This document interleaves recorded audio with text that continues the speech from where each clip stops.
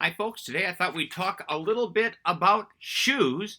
With the possible exception of race fees, if there were any races going on, which of course there aren't at the time I record this, you likely spend more on shoes than anything else. Even if you have an expensive GPS watch, that watch probably lasts a lot longer than shoes last, and they add up over time. And of course, shoes should be the only thing that ever touch the ground when you're running, and you want to be comfortable, so you want to make sure that you have the right shoes. So we'll try and talk a little bit about what is the best shoe, and I say best in quotation marks because there's a best shoe for you. So I'll talk about what I find best for me, what I'm looking at. Maybe that gives you some insight into trying to figure out what might the best shoe be for you. So currently, I've got three shoes that I am typically using. I've got a Newton Gravity, sometimes the Fate, but right now it is the Newton Gravity.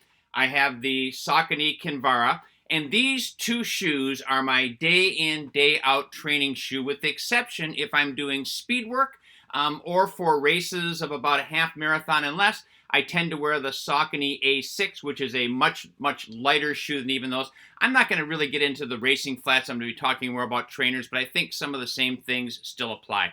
Now, when you go out to look at shoes, you're going to see that in general, there's a couple categories of shoes.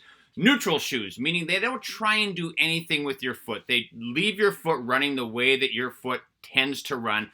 Then you have all kinds of different motion control shoes. They might be called stability shoes. They might be for pronation. There's a bunch of different terms, but essentially there's two types of shoes, neutral and the motion control. I will tell you, in my experience, most people are fine with a neutral shoe. There are some people that do need a shoe with a little bit of motion control, but I have found that to be a little bit overprescribed. Again, if somebody's told you you need that, I'm not trying to say that you don't. Just saying, in my experience, most people can get by with a simple neutral shoe to kind of let your foot do whatever it is that your foot wants to do. Now, there's a couple terms that when you look at with shoes that I find that people get confused about. One is stack height.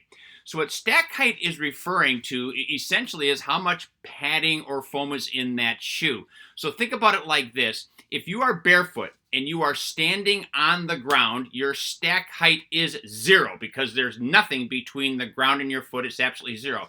Now get out, say, a 1-inch piece of foam, wood, whatever, put it down, stand on top of that. Your stack height would be 1 inch. So the stack height is just referring to how much buildup is there between the bottom of the ground and your foot. Probably one of the lowest stack heights you're going to find are in racing flats, which are really, really minor. They don't have much in there at all. Hoka tends to have some of the highest in some of their models. They have a really thick stack height. But people will confuse stack height with what is known as, the new sign, is heel drop, or sometimes called offset. And heel drop and offset are different than stack height. They're not even really closely related. So heel drop and stack height refers to how much is your heel off the ground relative to your forefoot. An easy visual is to think of women's high heels. The heel, depending upon how high that heel is, way up above the ground. Again, when you are standing on the ground with no shoes, your heel drop is 0. Almost all shoes tend to raise our heel up just a little bit. How much in running shoes? That goes anywhere between 0. You might have heard about 0 drop shoes. And probably the highest I've seen is maybe a 14 millimeter drop in some running shoes. But as I said, very different than stack height. You could have a stack height that's next to nothing, and you could have a heel drop that's quite high. You could have a stack height that's really high and a heel drop that is, close to absolutely nothing. I'm generally a fan of a real low heel drop, but we will get into that. So some of the things I look for in running a shoe, I think in most cases you want as little shoe as possible. What I mean is, I think you want a lightweight shoe. I don't think you want a lot of stack height. I don't think you want a lot of heel drop. You want very minimal shoe. The Kinvara is a fairly minimal shoe. There's not a lot in here. And so why do I say that? There's something called proprioception. It's your ability to feel things. So if you want to try an experiment, try standing on one foot and see how your balance is. Do it with bare feet, with just your feet on the ground, and then do it with your running shoes. I would bet that you're going to find it's a little bit easier to maintain your balance in bare feet than running shoes. Why? Proprioception. Your bare feet can feel the ground better than you can through your shoes. So the more stack height, the more stuff you have in that shoe, the harder it is for your feet to propriocept and feel what's going on. Now, again, you don't want to run in bare feet. Well, some people do, but most people aren't going to be able to run in bare feet. You're going to have some degree of stack height and cushion in there. I'm a fan of doing as little in there as you possibly can. When it comes to heel drop, I'm a fan of 6 millimeters at the most, and ideally closer to 0. If you're currently running in higher than that, you want to make that change, you need to make it small, because making a big change in heel drop can help. But I don't like to have my heel a lot off the ground. So why is that? A couple of reasons. So first of all, think back to bare feet. You have no heel drop naturally. Why do we want to stick it in there with a shoe?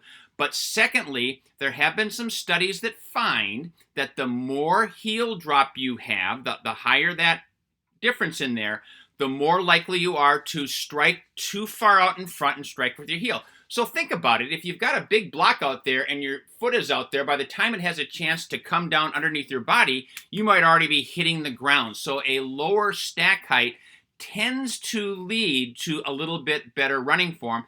Again, if this is something that you want to try, go find a nice grassy area where the grass isn't going to hurt your feet. Yet a football field. You don't want to have glass, sticks, and stuff like that in there.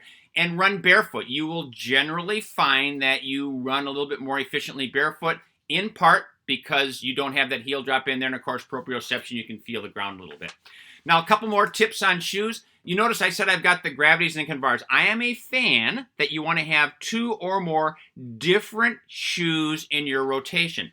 So let's say that you're also a Saucony fan. I wouldn't have 2 identical pairs of Saucony. You could have 2 different models of Saucony, which would be fine. But the reason that I'm a fan of having a couple of different shoes is because each one is going to fit your foot a little bit differently.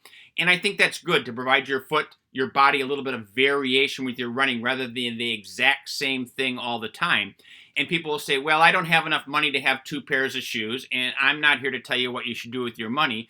I am telling you, though, that you don't spend more money on shoes. There is more of an upfront investment. But if you get 400 miles out of 1 pair of shoes, you're going to get 800 miles out of 2 pairs of shoes. They last longer because you're using them half as often. But again, I understand you might not have the ability to do that upfront money. But if you do, I think that you want to make sure that you have a couple pairs of shoes in your rotation. But finally, I think the mark of the best shoe for you, considering all that, is that shoe should fit like a glove. When you're in the running store and you're trying those on, you should go, wow, they feel great. They feel like they were spray painted on my feet. They're just made for me. Because you're going to log a lot of miles in those shoes. So when all is said and done, make sure that that shoe feels really, really comfortable. Because if it doesn't, you may not be very happy with that shoe.